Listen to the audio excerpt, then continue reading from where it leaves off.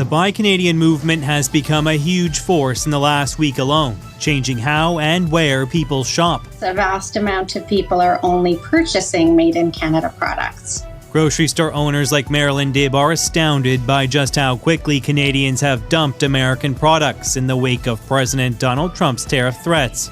They are completely boycotting the American-made product. And at the Canada-US border, officials are reporting a huge drop in southbound traffic at some ports of entry. In Blaine, Washington, near Vancouver, wait times were just 5 minutes, down from the usual 19 minutes on a Sunday, let alone Super Bowl Sunday. All of that has some US lawmakers furious with the president. It unnecessarily harms a relationship with Canada that's been such a good relationship. Kentucky Governor Andy Beshear says Canadian demand for bourbon has dropped off in the wake of Trump's aggression. Most Americans didn't vote for the president on these issues. They don't view Canada in the way that he does. Neighboring Illinois does big business with Canada too. It sent $30 billion worth of goods north last year. A lot of it was food. Trump's put that in jeopardy, says this congresswoman. Just making it that much more difficult for our farmers to keep their heads above water. It's very serious.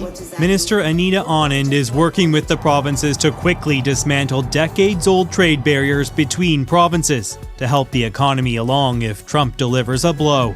Canada needs to become more self-sufficient, whatever the president does in the end, she says. Every one of us wants Canada to remain strong and free, and we are prepared to do whatever it takes to ensure that occurs. Some Canadians have soured on the U.S., and Trump's latest threat to impose steel and aluminum tariffs won't help. The country's 13 premiers are headed to Washington this week, though, to smooth things over, part of a diplomatic push to get Trump to drop the tariffs for good.